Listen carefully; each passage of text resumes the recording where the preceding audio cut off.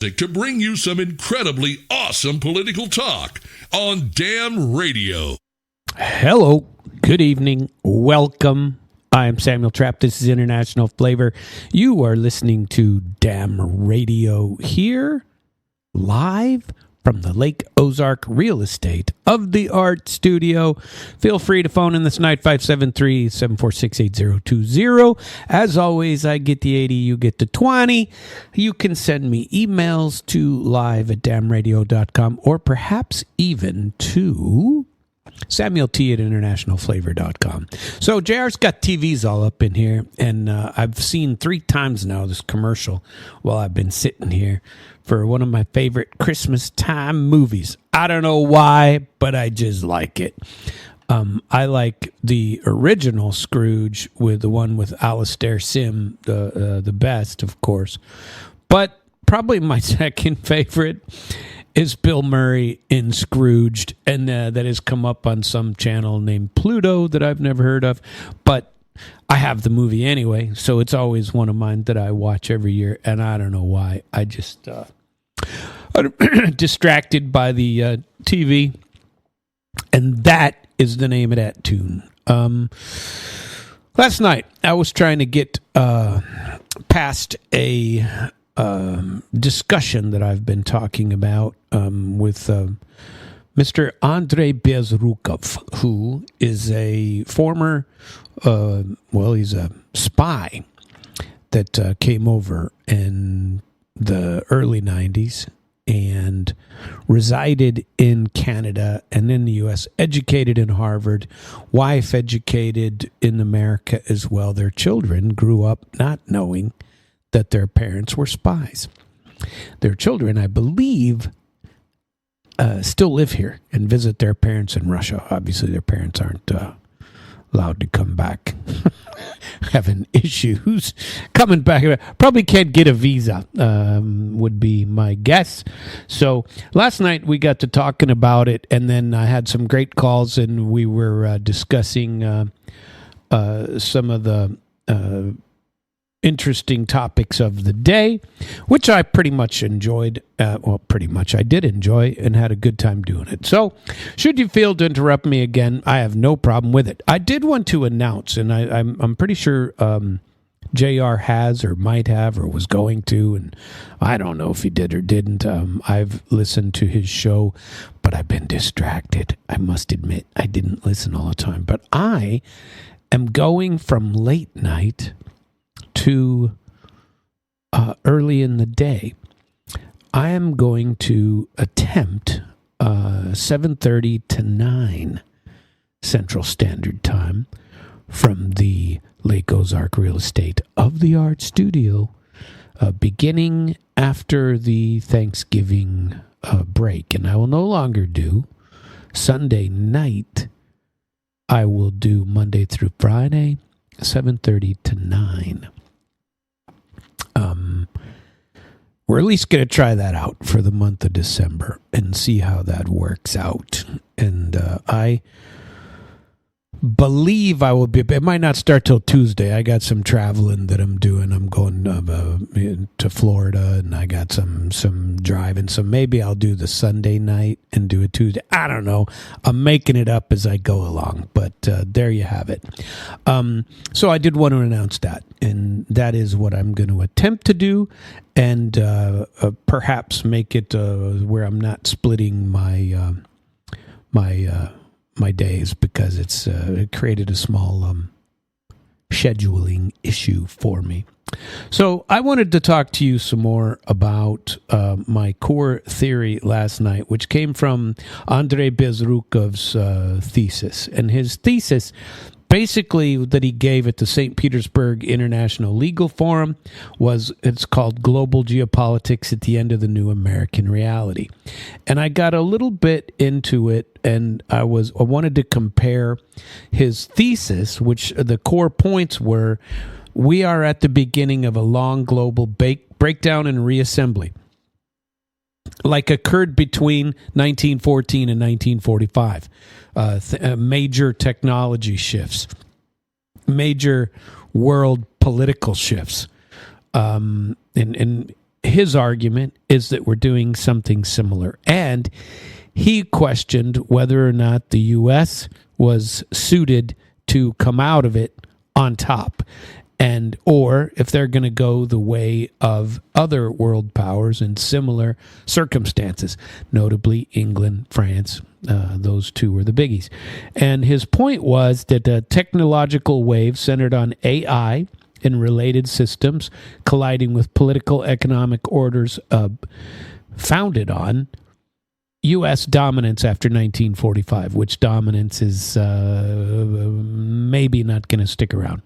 So his argument was the U.S. itself is in a systemic crisis, polarized, run by an isolated expert caste in Washington, and rich and poor, with the middle class devastated over the last 15, 30 years between there.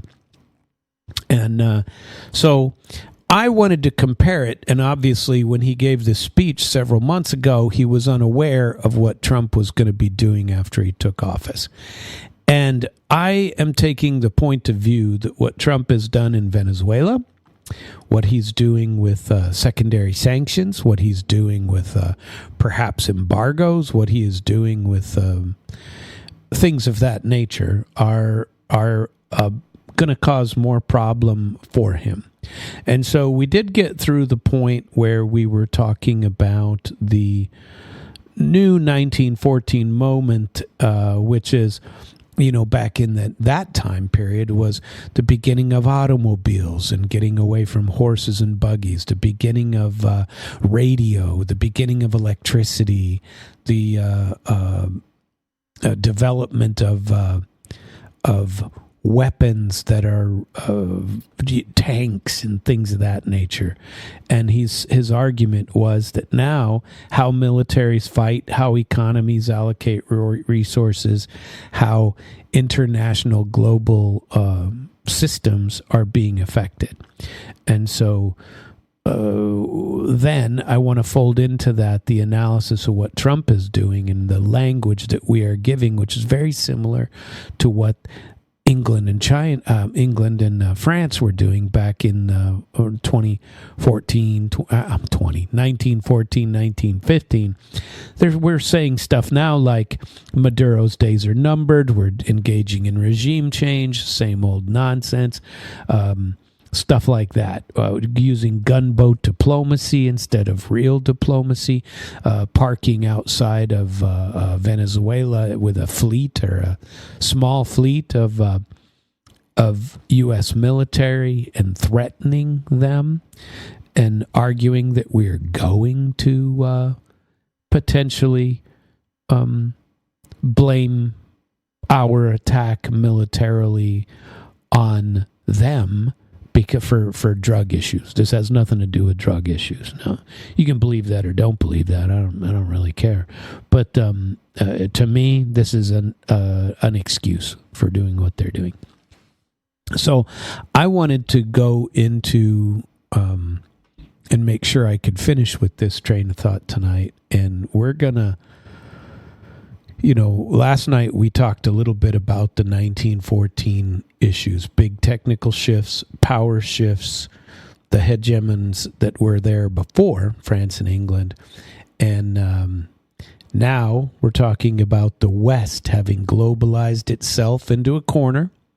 It's hollowed out its own middle class, and it needs permanent enemies to keep the whole mess from flying apart. Those enemies, China, Russia. And we have been very eager to make sure that they continue to be painted as the bad guys everywhere. You can blame anything on Russia these days and nobody will be surprised. So in the 1980s to the 2000s, Western elites built an economic model that moved production elsewhere in the world, all over the place. Too expensive in America, can't do it. Our manufacturing was devastated, and it's just not there. Bezrukov claimed it is the U.S. and much of the EU that are distracting and dividing their populations to distract them from the realities that we are in the collapse of the world dominance that we have enjoyed for 80 years. Do you know, today, and I didn't read this for my report for last night, but there's a story that I paid attention to that says, where is he? It was Mertz saying that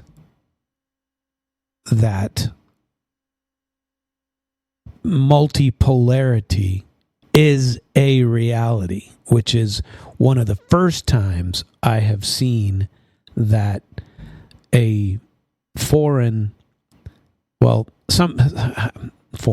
that somebody in a Western place has talked about it. Now, Marco Rubio said something a long time ago when he first got into office, talked about multipolarity and said that hegemony is dead, and said that. Now we have Mertz saying the same thing, and that it's the story is called, and this just came out today. It's called "Mertz Laments the End of the Old World Order. Decades of established transatlantic norms and agreements are now called into question," he said. Monday, at an economic conference hosted by the Zeitung newspaper, the chancellor argued that the world is undergoing the same thing that Bezrukov said, a fundamental shift in political and economic power, which is forcing Germany and other nations to decide whether to remain passive or to take an active role in shaping the future political order which will extend far beyond the European continent. His quote was, "We do not yet know what it will look like in a few years, but we know quite clearly that the order we have known in the West over the last 80 years and in the East over the last 35 years is now coming to an end. On these very days, weeks, and months, today, the day we meet here," he said. He said there is a deep rift that has arisen in the U.S. that calls into question almost everything that we have considered right and necessary in transatlantic relations over the past decades. He pointed out the challenges facing Germany, talking about the Ukraine conflict, relations with China, trade disputes with the U.S., which he described as being far more complex than simple tariff disagreements. These remarks echo the Chancellor's earlier statements that the West is losing global eminence. And in October, Mertz said that the appeal of what we call the Free West is visibly declining. Russian President Putin has consistently highlighted the inevitability of a multipolar world, as have many other world leaders. And he criticizes the West for trying to maintain its unipolarity and hegemonic ambitions.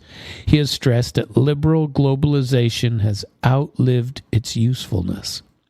That's quite an argument. Now, I would tell you that Mr. Bezrukov has argued similarly, and we'll get back to that in just a second. Another story that was published in October, here's Mertz again. The appeal of what we call the Free West is declining. It is no longer self-evident that the world will look to us, to the values of liberal democracy.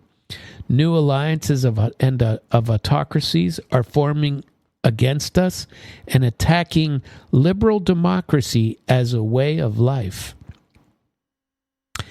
J.D. Vance said in May, he said that following the Cold War, U.S. leaders mistakenly assumed that American primacy was assured.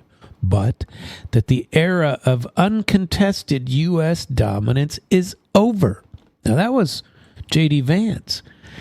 He said that there are serious threats represented by China, Russia, and other nations determined to beat us in every domain, from spectrum to lower Earth orbit to our supply chain and even our communication infrastructures.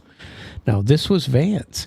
He said that over the past several decades, Washington is excessively focused on so-called soft power and gotten into the habit of, here it is, meddling in foreign country affairs, even when they have very little to do with core American interests. And, President Putin said he observed at the Valdai Club in Sochi that I told you about previously that there are rapid and drastic changes. Multipolarity is a direct consequence of attempts to establish and preserve global hegemony, a response to the obsessive desire to arrange everyone into a single hierarchy with Western countries on top. That's very similar to what the world is saying and to what Bezrukov said in his speech and what I am comparing his commentary to. So, sanctions, embargoes, military actions against Venezuela, for God's sake, that we get to tell them what to do. Trump is basically bragging that, it's his idea to create sanctions and says it's very acceptable against anybody who wants to do business with Russia. It means Washington is telling the world, we wrecked our own industrial base under globalization, and we're now locked in a confrontation with Russia that our experts helped provoke, and we expect India, China, Brazil, the Gulf, and Southeast Asia to pay for this by giving up cheap energy and profitable trade with Moscow. And if you don't, we're going to go after your exports and your banks. That's Trump. And he said that isn't just foreign policy. That is exporting your own crises abroad, right? Instead of fixing the contradictions of the American model, which has always been do as I say, not as I do. Do as I tell you, you must, but those rules don't apply to me. He wants to crank up sanctions abroad, force everybody to play his game. Short term, it might work, but long term, not. He's going to blame the resulting economic pain on the enemy country, right? And try to jam the rest of the world into this conflict as unpaid partners. There was a dress rehearsal of this after 2022. Europe blew up its own energy relationship with Russia, taking higher prices, inflation, increased deindustrialization, all for the cause of Ukraine, right? Now the U.S. is saying, all right, Europe jumped off the cliff. Now it's your turn, Delhi, your turn, Brazil, and your turn, Riyadh. And the reaction is exactly what you'd expect from them. Screw you, I don't think so. Because India, let's talk about India. India has expanded its imports of Russian oil after 2022. It's refining it and reselling some of the product to other people. U.S. is trying to squeeze them with tariffs, with threats, but Delhi has consistently held the line. Jeffrey Sachs said in August, and he's an economist, I think he understands these things, the U.S. has no right to tell India who it has the right to trade with. Washington had hit India with extra tariffs only because it buys Russian oil. And India should be looking to replace the U.S. market, not beg to keep it. That was what Jeffrey Sachs said. And that's not fringe Russian commentary. That's not, an that's not some loony somewhere. That's Jeffrey Sachs. That's an American economist that people have respected for decades in the West. And they took him seriously when he was writing about development and inequality, but now that he's saying, basically the emperor has no clothes, they act like that's not true. And that's India, a country Washington still claims as its partner in democracy. What do you think Brazil hears when it's told about 500% tariffs on countries trading with Russia? What does Saudi Arabia hear, or the UAE, when they see U.S. drone strikes and naval attacks that are killing alleged narco-terrorists with zero, and I mean none, due process under Operation Southern Spear, a carrier battle group posted off of Venezuela, and Trump threatening economic death to anyone who won't help Washington strangle Moscow? They hear the same thing. If you don't obey, we will find a legal label for you. Narco, terror, rogue, aggressor, and then we will hit you with cruise missiles, tariffs, or both. That's exactly what Bezrukov was saying in his theory, in saying the U.S. is in a position where they need, because our internal problems are so dramatic that you have this polarity between, left and the right. You're trained to hate each other. You can't tolerate other people's points of view. And on top of that, the middle class is disappearing. It's not gone yet, but it's disappearing. It'd be nice if it was coming back, but I'm not so sure about that. But because of those two things, Bezrukov says that that's why the U.S. needs enemies. And not enemies in the Hollywood villain sense, but structural enemies, people you can point at to explain why the globalization folks keep winning and losers keep losing. So if Trump wins temporarily, which I believe, he might win for a little while temporarily on this path, but then again, I also think he hastens the demise. But he might have a short-term spike in success. You know what I mean? So Trump was sold to a lot of people as the anti-globalist, a corrective person, fixing the 1980s to 2000s model. But if that were true in substance and not just in slogan, I believe, for my part, I would expect him to admit that the U.S. cannot micromanage every trade relationship with every single country trading with each other on Earth.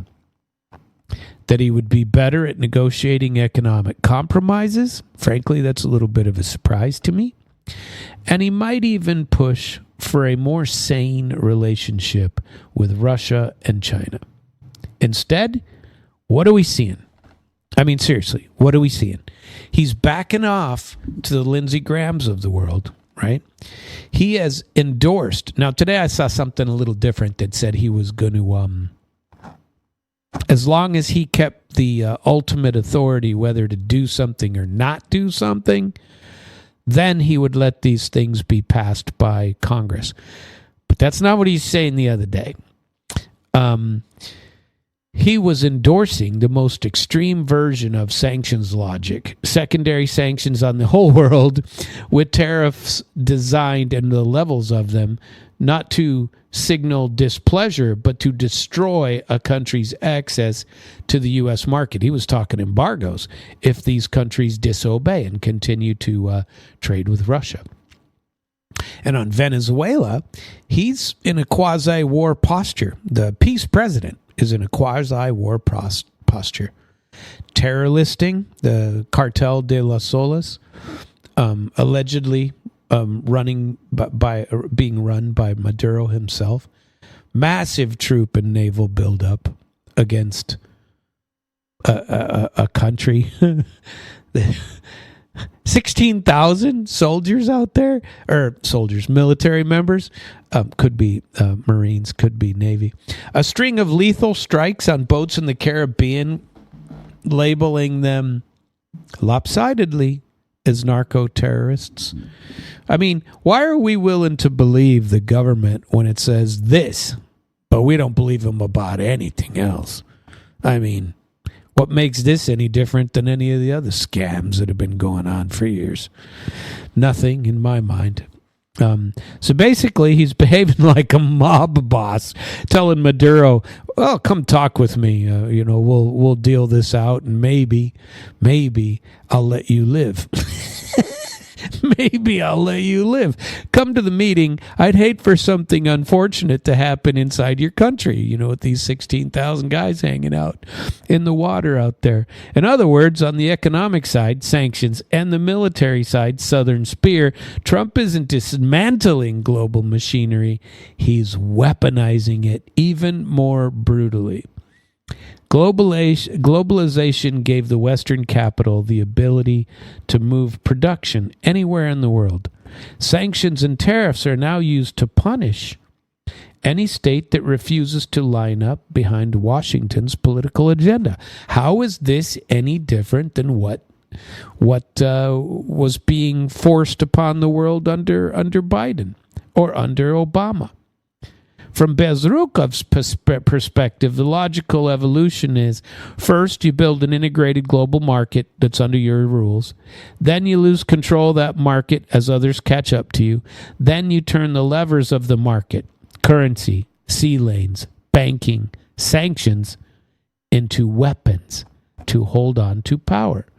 And Trump's 500% tariffs fit that trajectory perfectly. What's the other side of the story? Now, to be fair, let's give you the official Western official narrative, right? For a minute, because you'll hear it on CNN, most European capitals, even Fox. Russia invaded Ukraine, and it must be punished or deterrence collapses. Right now, I don't believe that. You have to believe that in order for this to even be remotely plausible. Sanctions and secondary measures are defending the rules-based order. Yeah, but there is no rules-based order if it only applies to others and not to you. How would Russia invading Ukraine, if you want to call it that, be any different than the U.S. calling people narco-terrorists and invading Venezuela? Venezuela is a narco-dictatorship, according to us, undermining regional stability, and we take it upon ourselves to go in and fix that. But that's not what we're saying. We're saying that they are exporting drugs to us, and we can't stop them, so we have to blow them up as soon as a boat leaves Venezuela. Total crap. Operation Southern Spear is about drugs, right? It's not about oil or regime change. If you believe that, I have some beachfront land to sell you in Venezuela. From that angle, Trump is just doing what has to be done, right? I mean, according to, us, he just has to do what he has to do. Push the allies to be tougher on Russia, use economic might of the U.S. to isolate so-called aggressors, and remove a corrupt regime in Caracas that is running a cartel. Well, how about removing a corrupt regime in Ukraine?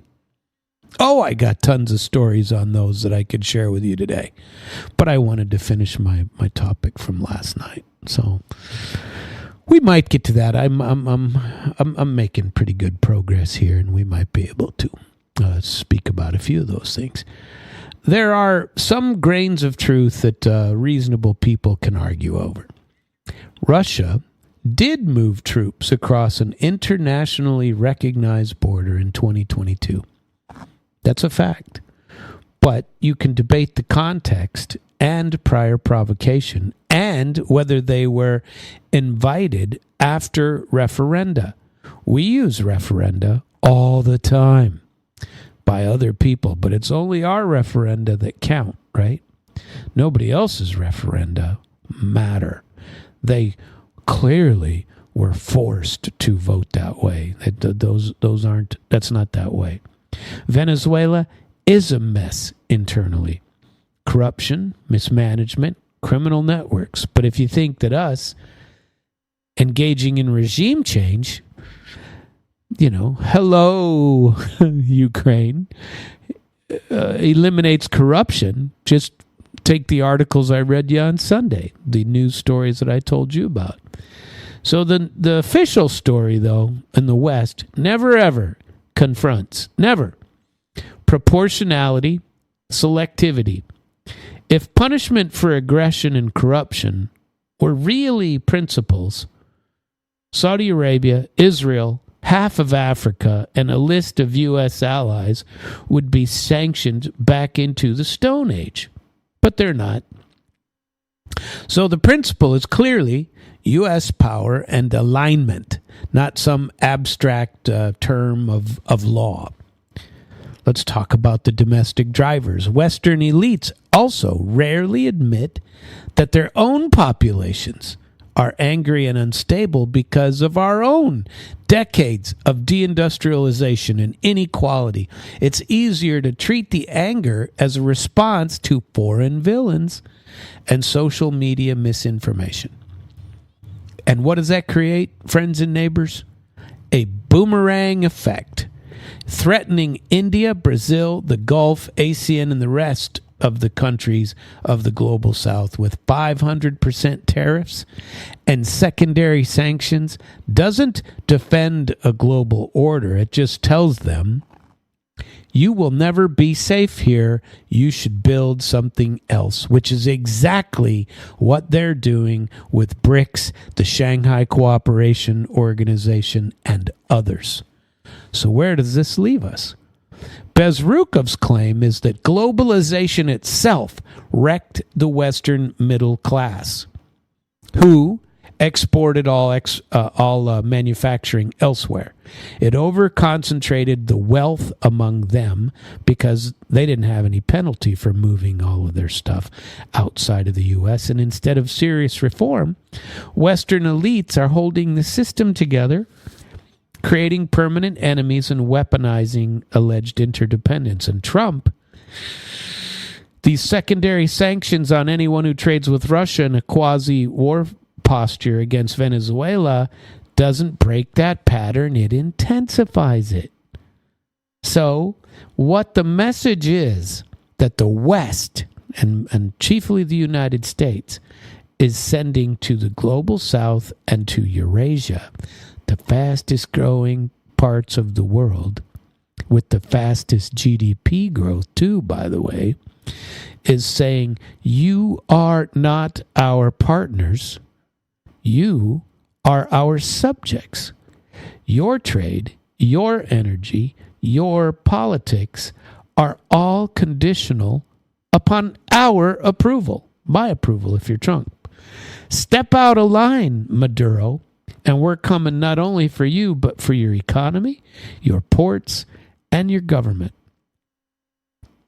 If you still think that sitting in New Delhi, Brasilia, Riyadh, Pretoria, Jakarta, or even Mexico City, this doesn't make you say, wow, America is back? I don't think so. I think it makes you say, we need BRICS. We need the Shanghai Cooperation Organization. And we need, most importantly, alternative payment systems and supply chains yesterday. That's what they're all saying. So Trump is going to make the change occur even faster. One man in Washington can destroy all of these globalization efforts, right? With a pen stroke? I don't know. I think this is globalization's hangover. I think it's exactly the opposite. I think he's trying to save globalization and keep it the way it was. But the party's over, the middle class is sick, and instead of sobering up and making reasonable choices, the system is picking fights with neighbors for making too much noise. That's what I think. So now, I truly believe that Trump is shoving the world into BRICS and SCO. Let's zoom out from these and take a look at the map the way Bezrukov did, right? His third argument is that the age of the single Western-centered system is over. right? From one pyramid to several civilization blocks. For 30 years after 1991, the world has run on a simple script. Dollars at the center, EU and U.S. financial system is the spine. NATO and U.S. bases are the enforcement arm. World Trade Organization, IMF, World Bank are the alleged rules and funding. But Bezrukov's point is that the unipolar pyramid is cracking. And it is. And what's emerging instead are large regional blocks that want to engage in their own rules. BRICS, 9 members and another 13 or 14 partner countries. So 11 members: Brazil, Russia, India, China, South Africa, Egypt, Ethiopia, Iran, UAE, Saudi Arabia, and Indonesia. On top of that, partner countries like Belarus, Bolivia, Cuba, Kazakhstan, Malaysia, Nigeria, Thailand, Uganda, and Uzbekistan. That's a big pile. And Shanghai Cooperation Organization has 10 full members now.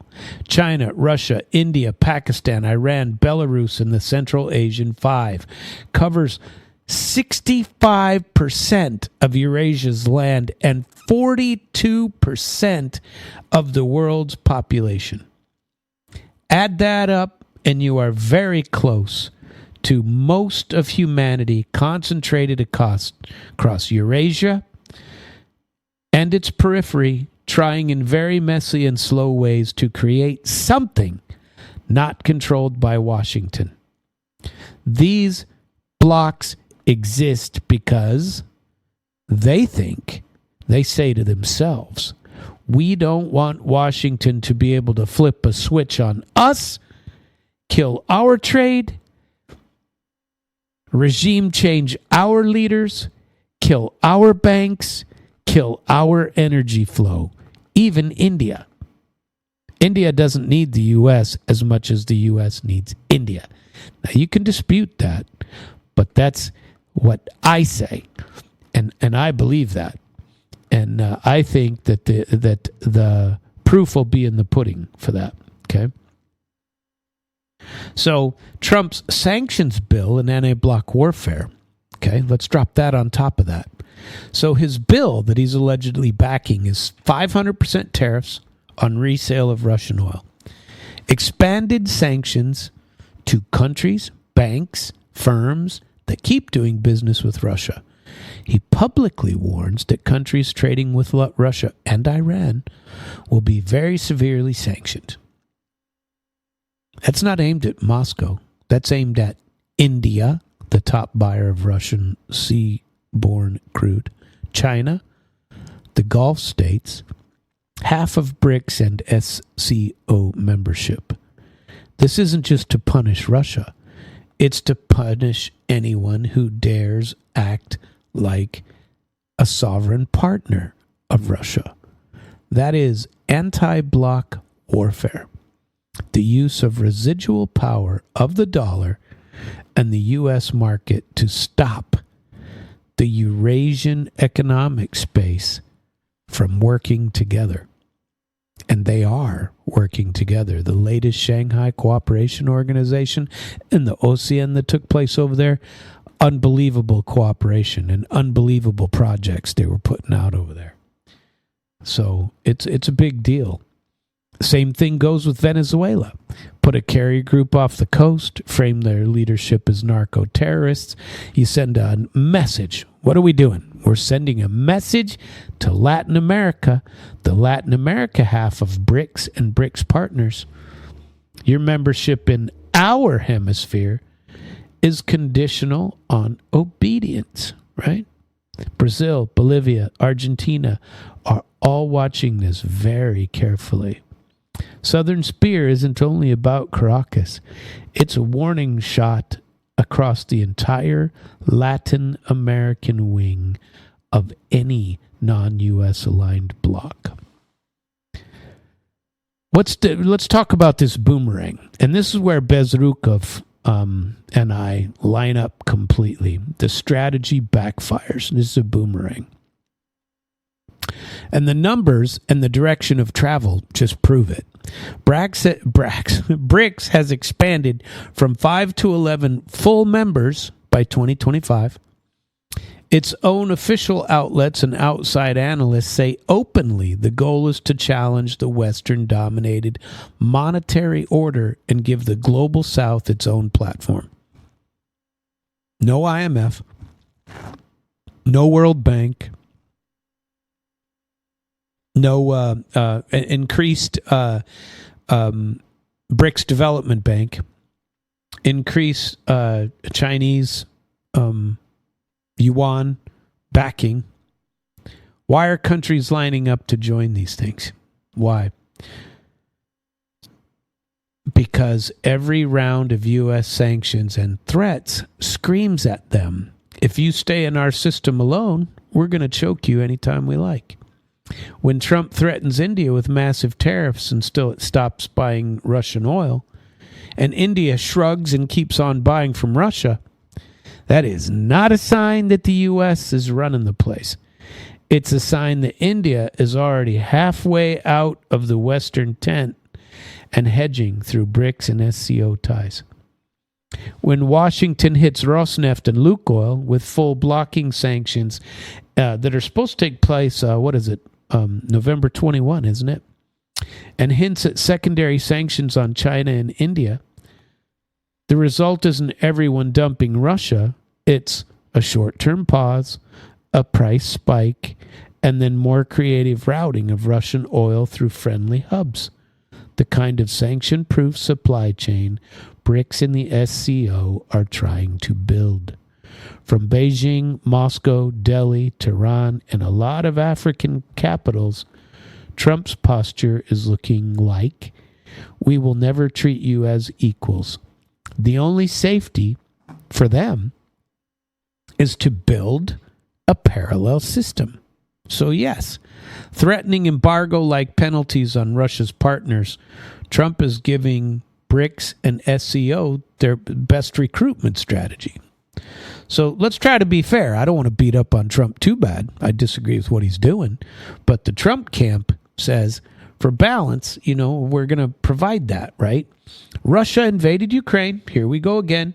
Secondary sanctions are necessary to close loopholes. Otherwise, Russia will keep selling through India or Dubai, and our pressure is no good. SCO and BRICS are authoritarian clubs that need to be contained before they rewrite the so-called rules in favor of aggressor governments, right? Rules-based order. They're defending rules-based order. They're not talking about hegemony. They're talking about rules-based order. But the rules never apply to us, right? So on moral grounds, you could talk about it, but it doesn't work. So Bezrukov with Trump I think that point purely and positively points out that these other entities are here to stay. They might take a little bit of heat, little trouble in creation, a little trouble in growth, but there you have it. Now let's talk about, because that was the outside of America. Now let's talk about inside of America, the American internal crisis. Bezrukov says there's been 3 cycles, and this is why in his statement, Trump is a symptom, not a cure. Now, maybe that's not quite accurate, I don't know, but he says the American state model that ran the world after 1945 is exhausted. Trump didn't appear out of nowhere, he said. He showed up because he's a byproduct of American exhaustion in that system. And what he's doing with Venezuela and sanctions tells us whether he's treating the disease or feeding it on steroids. So Bezrukov gave 3 state cycles and why the third one is a breaking point. He leans on the idea from a guy named George Friedman that the U.S. has gone through 3 political institutional cycles. Founding to the Civil War, Confederation versus centralized union. It ended with a strong federal state. Slavery got abolished. Industrial North was victorious. Okay. Then the second period, cycle, Civil War to 1945. U.S. became an industrial superpower. Half of the world GDP was U.S. by 1945.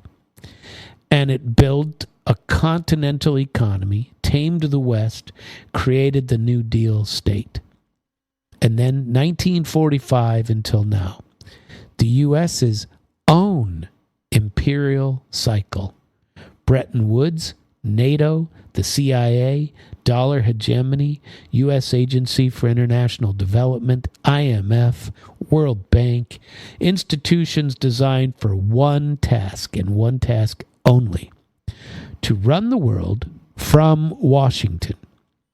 The third cycle, he says, and I happen to agree, is dying. The U.S. share of the world GDP is under 20%. Others have more industry, nukes, tech, and satellites, but the U.S. bureaucracy, military posture, and political mythology are still wired only for global management. So in plain language, it's like a 70-year-old still trying to act like the heavyweight champion of the world. But his knees are gone, he can't hit as hard, and his lungs are shot. And that is where I believe we might not be there just yet, because we still have the strongest military in the world. I believe that. I believe there are people nipping at our heels. I don't believe we're as invincible as we think we are. Let's talk about shareholder capitalism and the bubble machine. On top of that, institutional fatigue. On top of that, there's an economic model that Bezrukov ripped in his speech without mercy. It's called shareholder capitalism, okay? That these elitists spend $1 million paying for somebody's new company. Some guy invents something, who knows what, built a better mousetrap, right? And so it's all somebody puts up the $1 million. Then they get the same people to talk about how wonderful this new mousetrap is, so that their initial shares turn into massive piles of money, massive growth in their $1 million investment, and everybody else throwing their money in there. What it allows them to do is maximize their growth. The same elite all the time are doing the exact same thing. Instead of in the country investing in a long-term R&D or industry, corporations borrow cheaply, buy back their own stock, pump executive bonuses, and call that value creation, right? Financial firms do the exact same thing.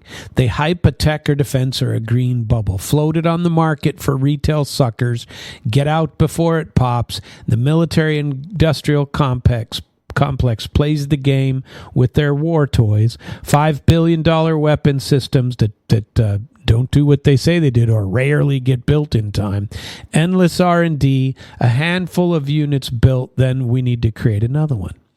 The point is that a huge chunk of American elite income comes from maneuvering these papers, not from building things. The economy is hooked on speculation and deficit spending. Real industrial capacity has eroded. We don't have it.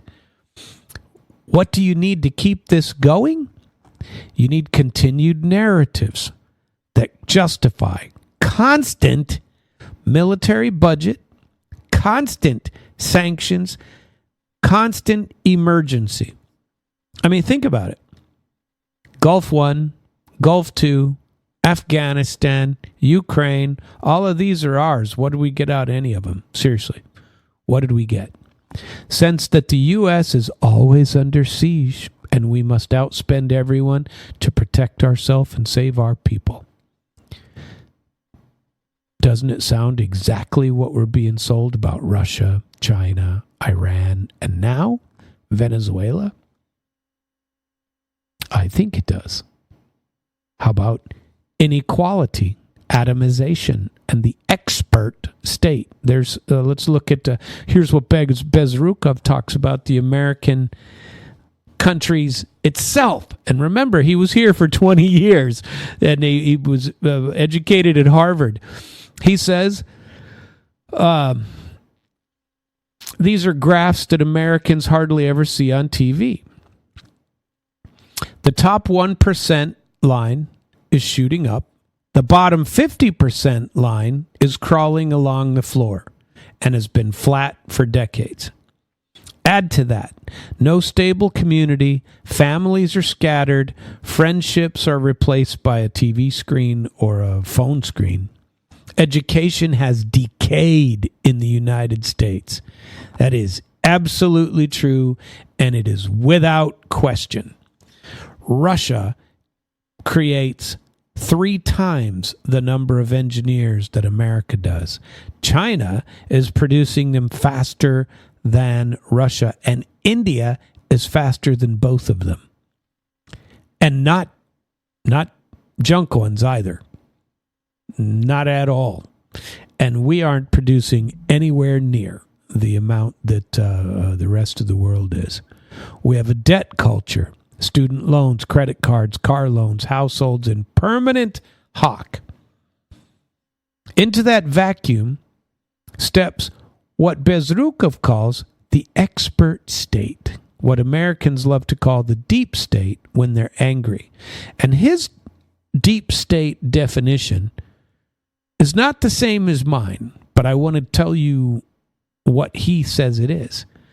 It is career officials in D.C. agencies, think tanks, lifers at NGOs, intelligence community operators, and the compliant media.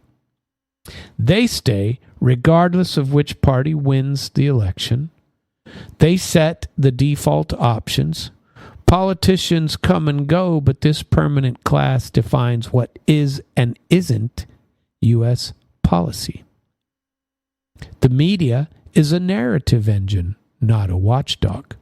He talked about how years ago you actually got news, you got investigation, you got journalism, and right now we have a media system that doesn't see itself as a watchdog, but as an instrument of social management.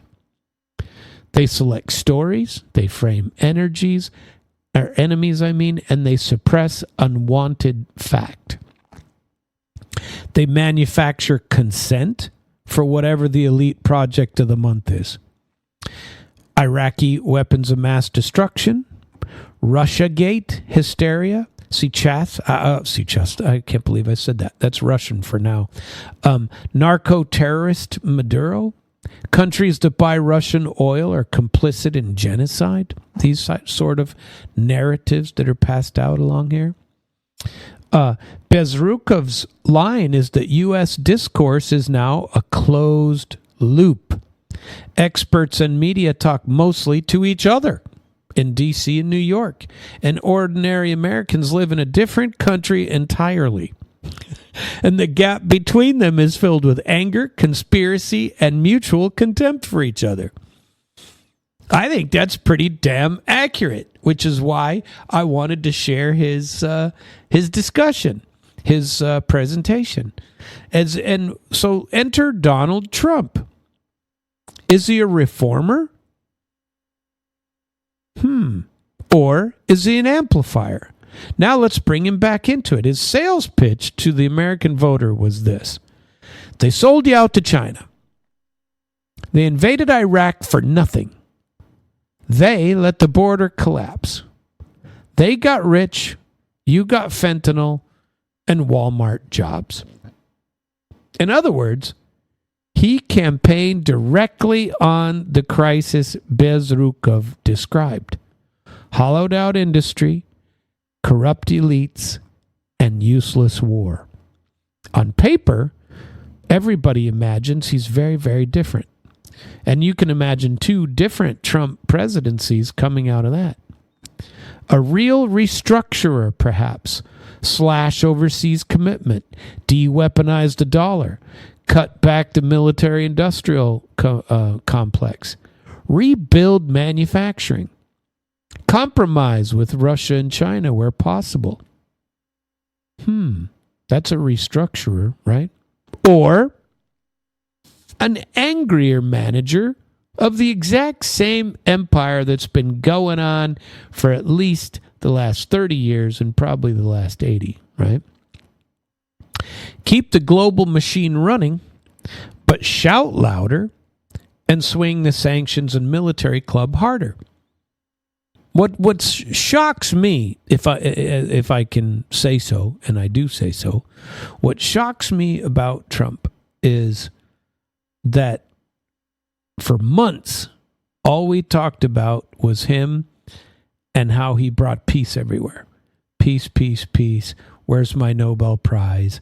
Well, Obama got one. Where's mine? Obama didn't even do anything. And I agree with that concept. But now we're bombing the crap out of a little boat, a little narco-terrorist boat, and not stopping it. Why not? I don't believe that is creating peace.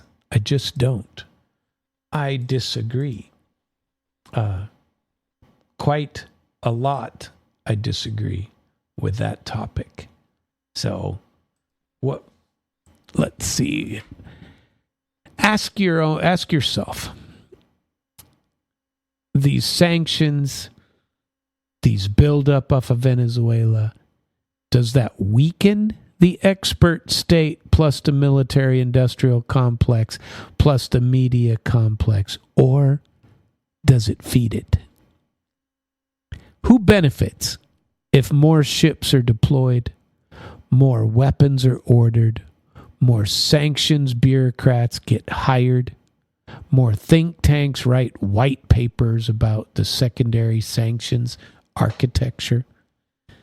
Not the guy in Ohio that wants a decent job, not the woman in Missouri, working at Walmart and drowning in medical debt. That's the exact strata that Bezrukov is warning about. The imperial manager class that lives off global tension. What's the domestic political payoff?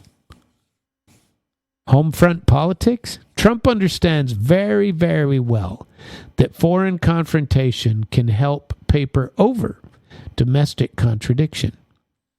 Talk about a crushing cartel, crushing a cartel in Venezuela, and you can dodge awkward questions about U.S. demand, U.S.-based money laundering, and the fact that banks in New York have been caught washing drug money and nothing happens to them.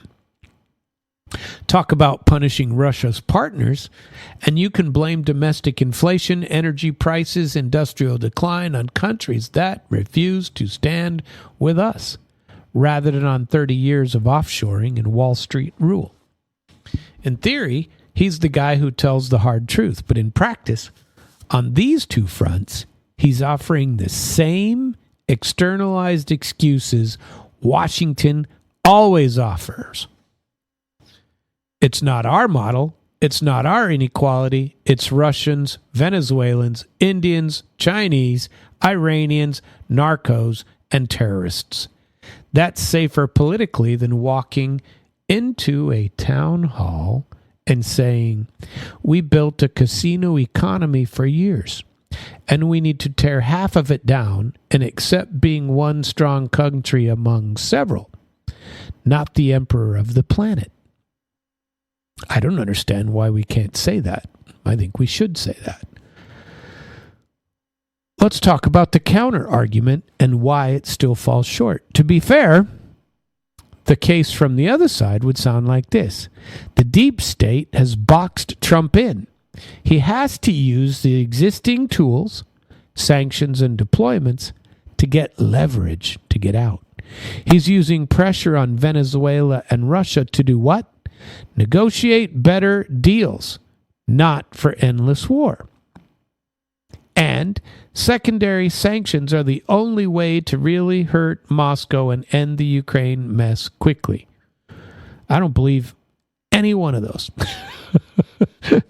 Arguably the deep state unboxing him in, I think that's probably true. You could grant that some people around Trump may sincerely believe those three concepts. You can even accept that he doesn't like some of the things that he has to be selling us. Parts of the CIA and, stuff like that. He sees them as saboteurs too. DOJ, any of them. But outcomes matter more than intentions here. Every new sanction package deepens bureaucracy of economic warfare. Every carrier deployment feeds shipyards, weapon manufacturers, and 4-stars who live off of global policing. Every time he sells confrontation as the answer to our domestic pain, he avoids admitting that the pain comes from America's own model. That's why, through the lens of Bezrukov, Trump looks less like a revolutionary and more like yet another in America's long political crisis. The system is too rigid to reform honestly, too fragile to accept retreat, so it produces louder, cruder leaders who promise to fix it with more of the same medicine. So where does this leave the U.S., according to Bezrukov? And why does it matter anyway for everybody else? Bezrukov's forecast was that the internal American crisis, institutional, economic, and social, will last at least another decade before a new equilibrium appears.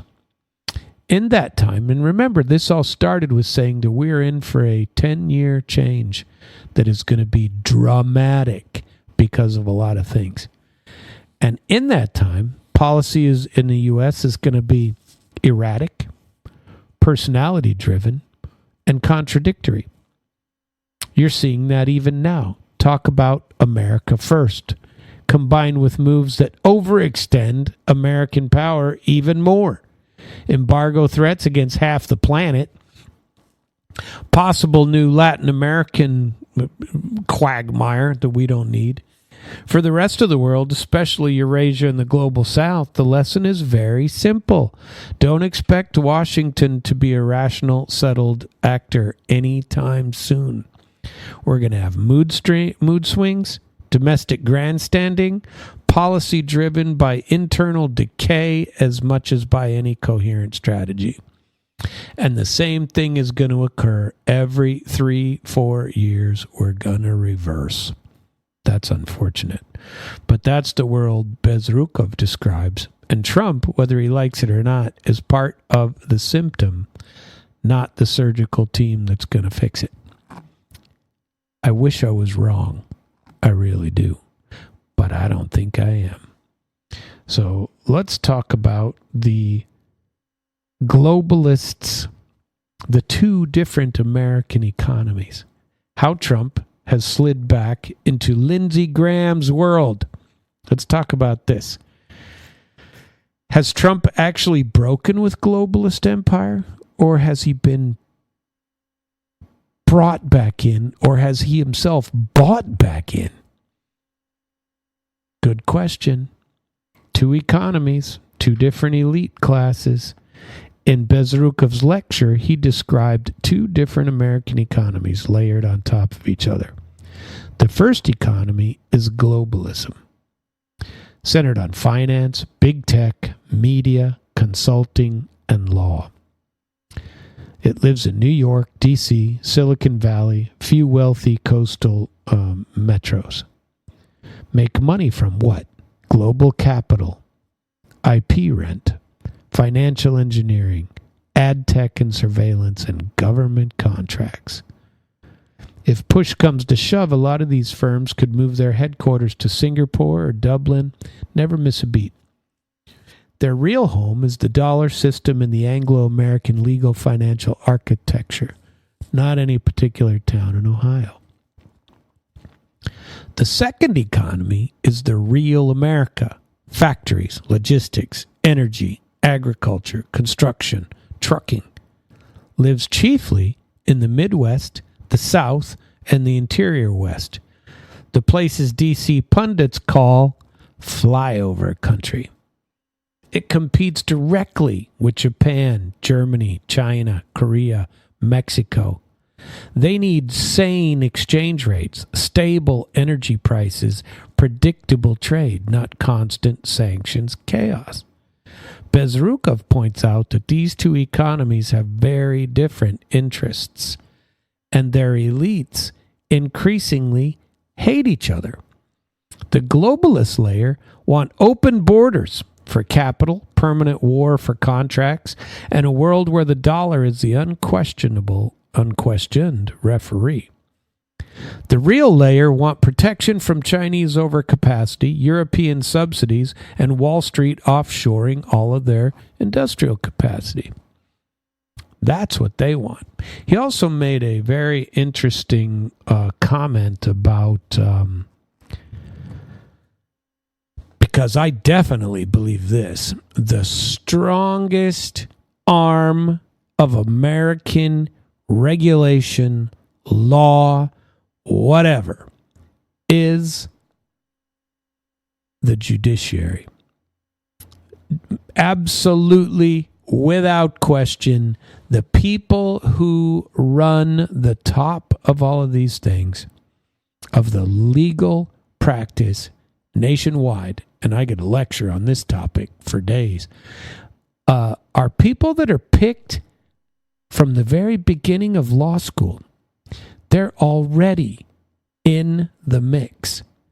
Don't tell me that the people who get judicial clerkships at the Supreme Court or any appellate court are people from, Joe's School of Law. They all come from big time schools that this is how you get put into these positions later in life. That's you're picked way back when. You are in the mix, and you got to screw up to be pulled out of it. And if you don't kiss the ring, and you're a lawyer, trust me, I know all about this. They will destroy you as soon as, and they won't think twice about it. And they control. I mean, what is all this nonsense about unconstitutional this, or we're striking down that, or we're going to make the president do X, or all of these things? The power is not in the other branches. The power's in the judiciary. And it's worse in the states. It just is. So let's go further into, and I sidetracked that because that was one part of his, but it's not a huge part of his speech. But after 2016, Trump's Red America against the globalists, that was a big deal. Back in 2016, Trump rode to Washington as a political weapon of Red America. He slammed NAFTA, China trade deals. He trashed Iraq and Libya adventures. He called out NATO freeloaders. He talked about bringing factories home, drilling at home, ignoring Brussels. In Bezrukov's analytic framework, Trump was the rebellion of Red America in 2016. The America that fights the wars, runs the rigs against the blue glass classes in D.C. and Manhattan. He had some sympathy inside the military, especially among officers who'd watched Iraq and Afghanistan up close and knew that the war machine is broken. Bezrukov sketched an idea of a new model. Move from an Apple world, one control center, the U.S., to an Android world, several strong powers where the U.S. is still first among equals, but is no longer a dictator. This was his suggestion. In that model, a Trump would have cut loose, hopeless imperial projects like Ukraine, pulled troops and bases back out of Europe like he said he was going to, accepted that Eurasia can organize itself, and focused on rebuilding America's domestic base and regional sphere. That's the Fortress America idea. One big, hard, rich North American bloc, not a global cop. Okay? Trump in 2025. Hugging Lindsey Graham. Now compare the theoretical Trump with the one we actually have in front of us today. On Russia, he's now explicitly backing a Senate effort led exactly by Lindsey Graham crowd to impose devastating secondary sanctions and tariffs on countries that keep trading with Russia. Tell me that Lindsey Graham isn't getting rich off of this. Personally, tell me that Lindsey Graham spends more time in his home state than he does in Kiev. I don't think he does. Those things, this means he has to hit India, China, Gulf, Brazil, anyone who buys oil and gas that doesn't launder it through a U.S.-approved channel. That isn't Fortress America. That's globalist enforcement again. Same old people, just different time. We still think the U.S. has a right to police who trades with who and everywhere? I don't think so. On Venezuela, he's fronting a massive military buildup, carriers, destroyers, submarines, 16,000 troop because of anti-cartel operations, drug runners. He's allowed the system to frame Maduro and the Cartel de los Sols as narco-terrorists. This opens the door to decades of bombing, raids, sanctions, and regime change, more importantly. Floats talks with Maduro but refuses to rule out ground troops. And also says that Maduro's days are numbered. That also is not Fortress America. If you say who the winners and losers are from this, winners, defense contractors, sanctions lawyers, compliance departments, DC think tanks as same old people, financial players who live on volatility and emergency policy. Who are the losers? U.S. manufacturers, U.S. consumers, and Latin American and American citizens who bear the cost of the conflict. Death, war. Seems to me that Trump is siding, at least in practice, with the globalist war economy and not the real economy, America, the red America that voted for him. So has he been bought by neocons? I don't know. I don't think it's crazy to think so. Lindsey Graham wing is scripting the Russia sanctions for sure. The same neocon networks that push Iraq and Libya are pushing regime change in Caracas. That also is for sure. The America First rhetoric is still there for rallies, but the policy machinery doesn't smell that way. From my standpoint, that isn't accidental. Not right now. The empire is reabsorbing the maverick. You can rant about CNN and the FBI, but if at the level of action you give the system more sanction, more deployment, and more foreign enemies, the core projects survive and in fact get stronger. And that is what we are watching. Trump may genuinely loathe this part of the bureaucracy.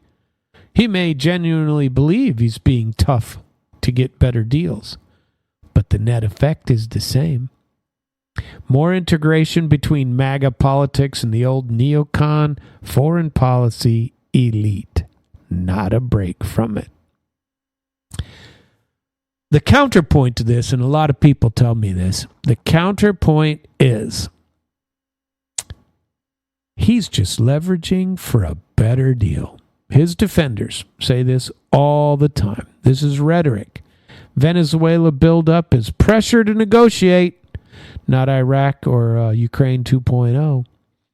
500% tariffs threat is to force India and China to bargain, and then he'll cut a beautiful deal. Long term, he still wants to reduce war, bring troops back home, and shift costs to allies. Maybe he does believe some of that. I don't know. But the brutal question that has to be asked is, does any of this talk, any of what he's doing, weaken the global war and sanctions machine, or does it feed it? Every time you normalize threatening a country with nuclear level tariffs for trading with somebody you dislike, or put a carrier group off of somebody's coast if they piss you off or create a political problem you don't like, you train the system to default to exactly the same tools, institutionalizing exactly the same behavior. And that is the behavior of the globalist first economy, not the red America economy. The real America economy, truck drivers, machinists, nurses, small businesses, don't need another front in the Caribbean in a sanction war with half of Eurasia. The people who need that are in very specific zip codes around the Pentagon and in New York City. So, I don't know. I thought it was an interesting concept to talk about the fortress America versus the Android world. I thought that was interesting. There was an interesting sixth concept, and the West media hates this because it takes all the pretty words out. It only talks about money and assets. And this, if it's not eye-opening, it should be.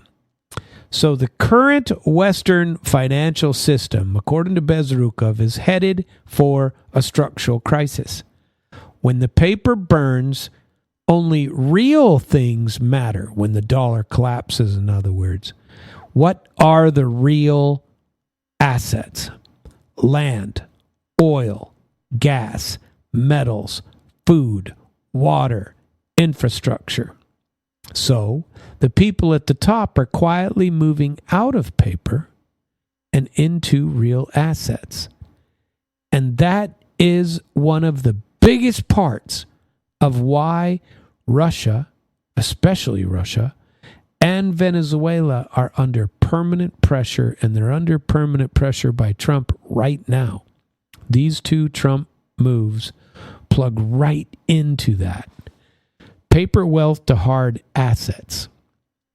For 40 years, the West has run on cheap money, ballooning debt, financing everything, and ever more exotic paper claims on the real economy. Stocks at absurd multiples. Derivatives stacked up on top of derivatives. Real estate bubbles. Private equity leverage. People like Ray Dalio, not fringe conspiracists, but big-name investors, openly warning that the U.S.-led order is at the end of a long debt cycle and that China is rising as a competing center. The big players already know the math. You cannot inflate and borrow your money out of that forever. So what do you do if you're sitting on a mountain of inflated paper and you can read a balance sheet? You start rotating into land and water rights, energy infrastructure, mines, ports, Ukraine, controlling states and companies and countries that produce things people can't live without. Because when the dust settles, nobody can eat a derivative. They need to eat food grown on land, cooked with gas or electricity, moved on rails and roads, paid for with something people trust. That's Bezrukov's basic point at the top end of the system. The survival instinct is already kicking in, and the globalist elites are not stupid, and they aren't going to sit there holding meme stocks when the music stops. They're not going to do it. Why is Russia the biggest prize? Let's take this as a logical step. On any sane metric, Russia is a ridiculous concentration of oil and gas, fresh water, timber, metals and rare earths, arable land, plus a population that is educated enough to run a modern industrial economy. It's also relatively underpriced compared to the resource base, precisely because it's been sanctioned, demonized, and politically isolated. For the Western asset hunter, this is a dream scenario. They have huge reserves, depressed valuation, a political class in the West that can be sold on any pressure tool as defending democracy, right? So Bezrukov's argument isn't it's all about Rothschilds in the smoke-filled room. It's even uglier and simpler than that. Pressure on Russia is not just about NATO and so-called democratic values. It's about making sure that the Russian resources stay under a framework ultimately controlled by the West. Dollar clearing, Western law, Western capital, or are so crippled that they don't empower a rival. Okay? So from that point of view, let's look at Trump's sanctions gamble. He isn't content with sanctions on Russia itself. Banking, technology, individuals. He's backing a bill to hammer any country that keeps doing substantial business with Russia, especially on energy. Strip away the PR, and what does this mean? It's an attempt to choke off Russia's ability to monetize its resource base outside a U.S.-controlled framework. Scare away third countries from entering long-term energy and mineral deals with Russia. And make sure that if and when a financial storm hits, Russia is either trapped in the old dollar circuit or so economically wounded that it can't turn its resources into independent power. That is the asset logic that is under the movement right now. Why is Venezuela Exhibit B? Let's look at Venezuela. On paper, the current U.S. buildup is about narco-terrorism and drug smuggling. But in reality, Venezuela, even according to, I forget her name, the girl who won the Nobel Prize instead of Trump down there, we'll sell all our oil to the West, to U.S., right? Remember that? Throw him out, and we'll make sure you get all the oil, she says.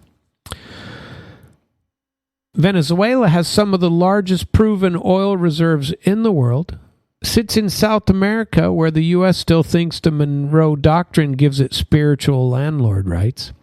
It has a government that plays hardball with Western oil majors and look to Russia, China, Iran, and others for alternate backing. Does Caracas have corruption and criminal networks? Sure it does. Does the U.S. not have? Don't we have some pretty good corruption going on here? But so do half of other U.S. allies of convenience too. So what makes Venezuela special is oil, location, political disobedience. So what's happening? The U.S. designates the narco-terrorist and creates a legal basis, a fake one, but there it is, for open-ended operation, for war that it gets to create. It deploys carrier strike group, conducts lethal strikes on boats, calling everybody that it kills narco-terrorists. No meaningful public evidence. Zero due process. If you view that through Bezrukov, this is not a moral crusade. It's asset management. Either you bring Caracas under a government that cooperates with the U.S., or you break it. You sanction it. You keep it too weak to be a meaningful part of any non-U.S. centered bloc. BRICS, SCO, links, Russian naval presence, whatever. So Russia is a continental prize. Venezuela is a hemispheric asset. Same playbook, two theaters. Rules and human rights versus real stuff. To be fair, we should lay out the Western official narrative against Russia. We're defending borders, sovereignty, deterrence after Ukraine. Sanctions and secondary measures are about stopping aggression, not taking their assets. In Venezuela, we're fighting narco-trafficking and defending human rights. Yeah, by blowing up humans. Maduro's a dictator. Operation Southern Spear is narrow and intelligence-driven, not about oil. Oh, yeah. Just like Iraq. And yes, some people in bureaucracy genuinely believe that. Systems are full of true believers, and it's not all mustache-twirling villains, but the pattern that Bezrukov is talking about is aggression, corruption, human rights abuses are selectively enforced concepts, especially when it comes to oil-rich, resource-rich states that cross Washington, as opposed to, I don't know, Israel? They can do whatever they want. Nobody going to say a word. We aren't sanctioning them, are we? I have skepticism on all of this. Where this leaves the two Trump moves. Where does it leave them? Functionally, an attempt to prevent Russia from turning its resources into independent power through BRICS, SCO, or anything else, are politically sold as punishing aggression. And in Venezuela, an attempt to either change the regime, but the political packaging is same as always. So from the global south perspective, what this looks like is the empire knows the paper game is wobbling, going to collapse, so it's grabbing the last big, cheap chunk of the physical world it can. And if you get in the way, it'll call you a terrorist or sanction you to death, right? That's what's going to happen. So how does Trump's overreach speed up Bezrukov's vision? We've walked through all 6 of Bezrukov's pillars: the 1914 moment, globalization hangover and enemy manufacturing, age of blocks, BRICS, SCO, America's internal crisis, American economies and Trump's slide back into the neocon lane, and the asset grabs. What's the final? Russia is no longer the east of Europe. It's the north of Greater Eurasia, the top of the most promising continent on Earth. Either it builds a Eurasian macro region with its own rules and model, or repeats 1917 through 1991 and collapses from within, while others divide the spoils. I think that's an interesting talk. The Greater Eurasian Project, in concrete terms, are BRICS and SCO and the Eurasian Economic Union, EAEU, for closer integration into post-Soviet spaces. The new north-south and east-west corridors, rail, port, energy, I've talked about them before. They are there. Russia is the balancer between China and everybody else. India, Iran, Arabic countries, Central Asia. They provide security guarantees, energy, military backing, industrial niches, and they help global South countries escape dependence on the U.S. and EU system. That's the theory. And I think Trump is very much against that. And wow. If Bezrukov is right, we're not watching Trump save America. We're watching him help write the obituary of the American empire and to preface a Eurasian century. The only open question is whether Russia and the global south can turn that into a stable alternative, or whether we'll all just stumble through another 1914 and do the whole damn thing all over again. This has been International Flavor, where the truth just tastes better. I'm very glad you participated this evening. I will see you again tomorrow night. Hope you join me. Have a very good evening. Damn radio. Damn.